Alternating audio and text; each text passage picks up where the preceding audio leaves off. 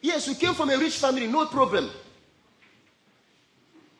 But if case not taken, your rich family background can be a stumbling block. Because it can create a sense of safety, a safety net, a sense of comfort. Oh, my parents are rich. Even if I don't become a medical doctor, I will have money to spend till I die. Yeah. If you have that sense of destiny, you are in trouble. You are in trouble. Because something can happen any day. Nobody's praying for that.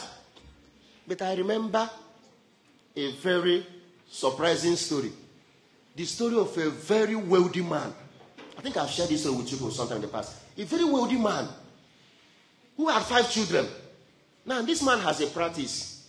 Whenever any of his children turns 21 years, he will give the child a large sum of money to go and pursue his or her career.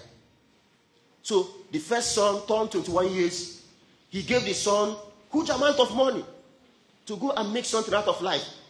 The young man went and squandered the money, living life of hooliganism, sleeping around with women, going to a party, nightclub, name it. And the whole money squandered. The father was disappointed. The second son turned 21 years, they sent him. The third child, I think a girl, turned 21 years, they sent him. 5 of them, he gave them huge sums of money. Nothing came out of those money. In fact, they ended up entering into serious debt. Now the father was disappointed. There wasn't he could do. Now, after a long while, the father, already old and sick, was lying in the hospital bed. And then his useless children were happy that their father was about to die. The man so wealthy. In fact, when the doctor told the children that their father would never make it alive from this sickness, the children went on Thanksgiving to thank God that their father was about to die, that now they are about to inherit the biggest fortune in this world, their father's money. Now, do you know what they were doing? They went on shopping spree. They started going to big shops in Europe and America. They will go to an automobile company and tell the dealers of Rolls-Royce to give them the latest model. They will go to fashion brand, maybe Louis Vuitton or Dolce & Gabbana or name it, Gucci, and tell them, give us the costliest garments in your shop. In fact, other top brands started calling them, giving them a kind of coupon and attracting them to come and buy. And they were telling them, they were buying this things on credit and telling them, once our father dies and the will is read, we will come and pay. And people were calling them. And they bought a whole lot of things, running to millions of dollars on credit. When their father read this news over the television, this man died within him. He was so heartbroken that an empire of wealth that took in years of industry and hard work to build is about to go down the drain. Now, what did he do? In a last desperate attempt to save his fortune, this man did the unthinkable. When I come next week, I will tell you.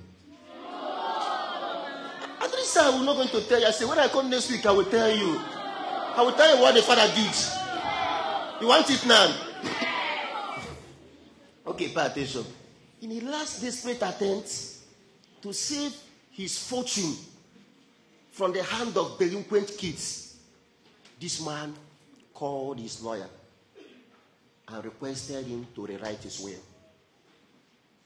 When the lawyer was rewriting his will, the man mentioned the name of a certain young girl. Nobody has ever heard of that girl. And the man told the judge to write the name of that girl as the person who will inherit his entire fortune. The lawyer could not understand this. And the lawyer asked the man, who is this girl? The man in question was a white man. The girl in question was a black woman from Africa. And the lawyer asked the man, who is this girl? And the man told a very shocking and revealing story. I will tell you when I come next week. What now? I didn't say I'm not going to tell you. I say when I come next week. If I complete the story now, next week I'm not going to tell you any story. Is that a deal? Is that a deal? Oh yeah, let's strike a deal. Let's strike a deal. You see now, we are striking a deal. Let's strike a deal. We are striking a deal now. Okay now, no problem. So once I tell you a story, once I complete, no story next week.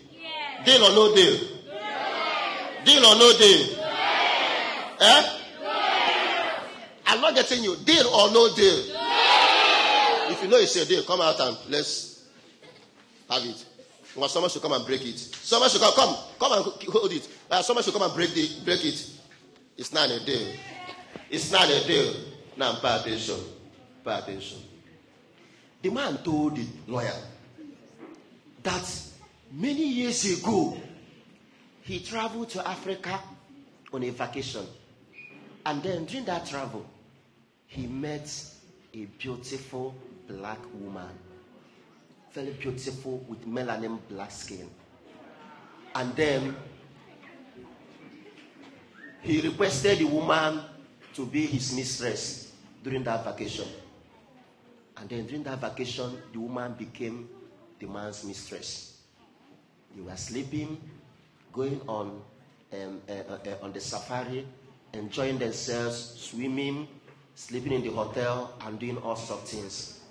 And then, after the 1 month vacation, the man, in appreciation for the company the woman offered him, gave the woman enough money and traveled back to the States. Now, when the man was in the States, after like 2 months, the woman could no longer see her period. And the woman called the man and said, "Sir, I'm pregnant." And the man was, "Pregnant? For who?" "Oh, sir, for you, of course." "Sir, for who?" "Cut that crap. What am I doing with a black child? Don't tell me that crap. Don't get rid of that nonsense, that rubbish. I don't need it." He shunned the woman and told the woman, "Don't call me again. What am I doing with a fucking black child from Africa? That's rubbish." So, but the man, being a very wealthy man, from time to time, he will send money to the woman to take care of herself. Now, eventually, the woman put to bed and snap a picture of this beautiful kid and sent to the man and say, "Behold your daughter, I've given birth." And this man was mad. Tore the picture into pieces and said, "Look at this black monkey. Whose child? God forbid, rubbish. I don't need any black child from any fucking black country. I don't need anything from any Africa." He was so angry. I'm mad. Now, see what happened. See what happened. When his own children proved foolish and hopeless, this man remembered that a woman gave birth to a child for him way back in Africa. By that time, the young lady had come of age, entered convent to become a reverend sister. She was living in the convent. Even the mother informed the man that her daughter is now a reverend sister in the convent. When the woman told the man that his daughter is now in convent, about to become a reverend sister, the man was so happy and said, "Thank God, at least being in the monastery, she will not bear children to continue to perpetuate the lineage of this foolish act.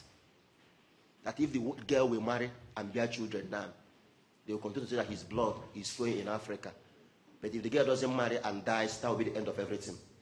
So, it was in a last desperate attempt that a young lady whose name was never in the will, was never considered as a possible heir to the man's fortune.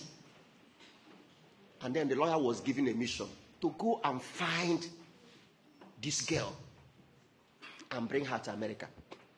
And the lawyer went on a search and then came to Africa. I think it was Kenya or Congo. And went to a place regarded as the capital or headquarters of poverty in the world. To pick a young black girl to come to America, the most affluent country in the world, a country that is known for her wealth, affluence, and riches. To come and inherit. Do you want to know? One of the greatest fortune ever bequeathed to a single individual in the world. Money running into billions of dollars. And this girl was called from the capital of poverty to the capital of affluence to come and inherit a mind-boggling fortune. What does this tell you? What does this tell you? If you don't burn your sheep, and get committed and rebrand your life, you may lose out. What was so painful was that the children of that man, that wealth was naturally their own, their inheritance, God bless you. But because of their careless life, because of their stupidity, they lost out. And somebody who was never considered a possible heir, all of a sudden found himself a billionaire in dollars overnight. What I'm telling you is this. If your rich background doesn't become a life-saving gift for you, it can become a safe net that gives you a sense of security that stops you from trying to become better in the future. People used to say that children of rich people don't always become useful and responsible. I don't know whether it's true. But many people believe. But I don't want to believe.